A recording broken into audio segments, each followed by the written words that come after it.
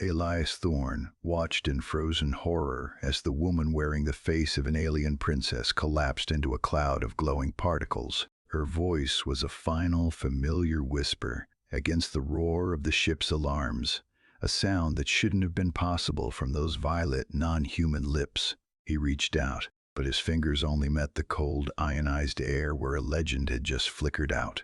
Why did an alien Archon die with a human name on her breath? Subscribe to uncover the secrets hidden in the reach of the Xylos hegemony as we untangle a conspiracy that spans the stars.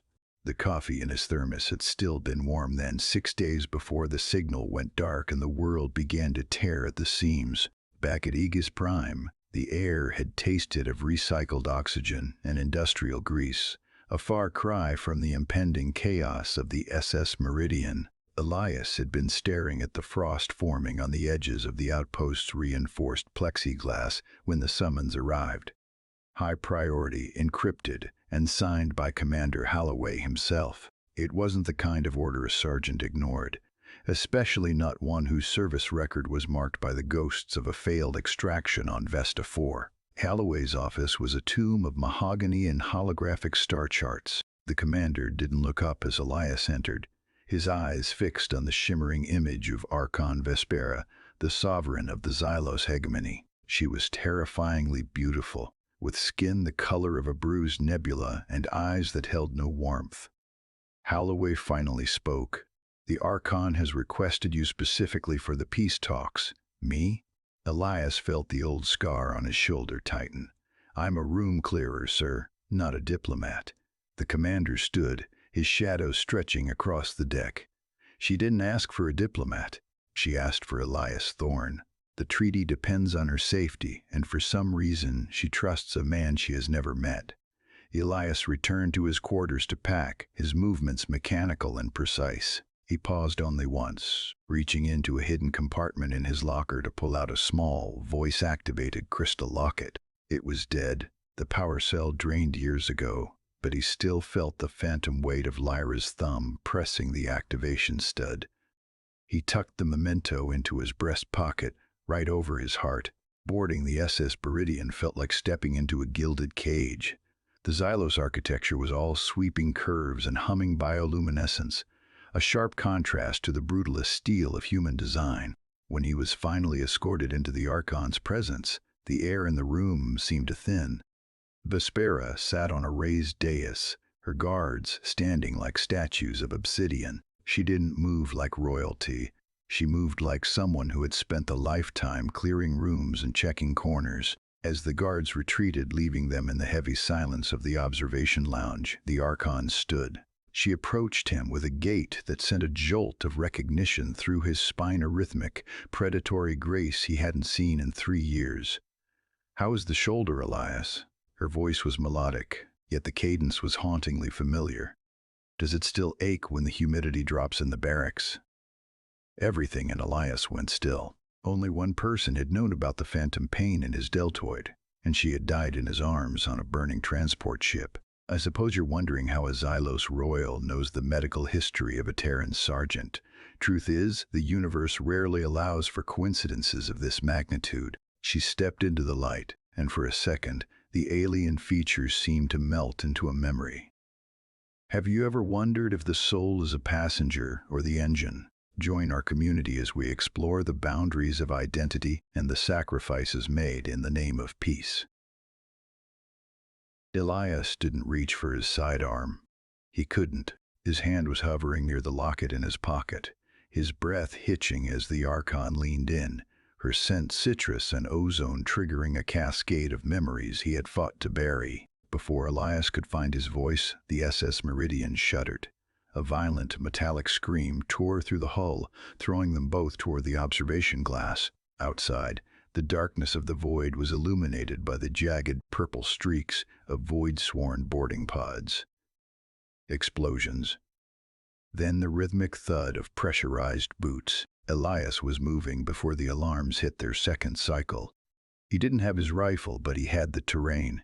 He shoved the Archon toward a reinforced alcove. "Stay down," he barked, his eyes scanning the corridor for anything that could serve as a weapon. A squad of void-sworn assassins rounded the corner, their kinetic rifles humming. Elias prepared to lunge, a desperate suicidal gambit to buy her time.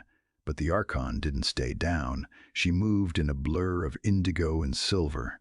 She didn't use alien tech. She used a low-profile leg sweep and a palm strike to the throat, a sequence Elias had taught Lyra during their downtime on the transport. She stripped the rifle from the first assassin with a precise wristlock and fired 3 shots mid-roll. She didn't move like royalty.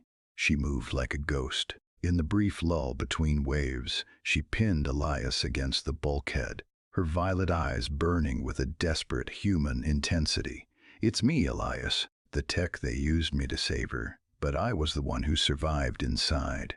I am Lyra. Peace isn't the absence of war, it's the result of one woman choosing to die twice to stop it." The science behind it was a fractured mystery of the Xylos hegemony, a process where consciousness was treated as a data stream, capable of being mapped onto a dying biological host. It wasn't just a copy, it was the essence, the memories, and the tactical instincts of Lyra Vance woven into the neural pathways of a foreign queen. They fought through the decks toward the communications hub. Elias watched her clear rooms with the efficiency that made his heart ache. She was the woman he loved, trapped in the skin of the species they were supposed to be negotiating with. At the hub, the truth was laid bare on the monitors. High Chancellor Valerius, the very man who had sent Elias here, was the one who had opened the ship's shields. He wanted a martyr. He wanted the Archon dead so he could justify a genocide of the Xylos people and seize their tech. "We have to broadcast the logs," Lyra said, her fingers dancing over the alien interface. "If the galaxy sees the Chancellor's signature on the boarding codes, the fleet will turn back." But the hub was damaged. To push the signal through the interference, the terminal needed a living conductor to bypass the fried surge protectors. It would take a massive, fatal discharge of bioenergy. "I've buried you once already, Lyra. Don't ask me to watch you vanish again."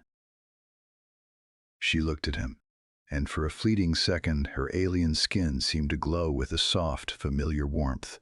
"I'm not vanishing, Elias. I'm just finally finishing the mission." And now in the terminal room, under the glare of a dying star, she did exactly that. She gripped the conductors, her body arching as the data and her life surged into the transmitter. Elias watched in frozen horror as the woman wearing the face of an alien princess collapsed into a cloud of glowing particles. Her voice was a final, familiar whisper against the roar of the ship's alarms, a sound that shouldn't have been possible. He was alone in the quiet of the hub. Months later, the wind at the Nexus spire was cool and clean. Elias stood on the balcony overlooking the new peace station, his uniform crisp and weighted with the metals of a lead diplomat. He reached into his pocket and pulled out the small crystal locket. He pressed the activation stud. This time it hummed to life, glowing with a faint indigo light.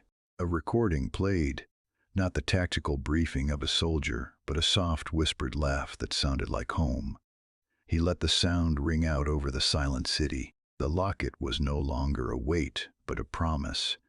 If love can cross the stars and survive the end of a life, what are you willing to sacrifice for the ones you leave behind? Join us tomorrow as we continue to chronicle the extraordinary echoes of the human spirit.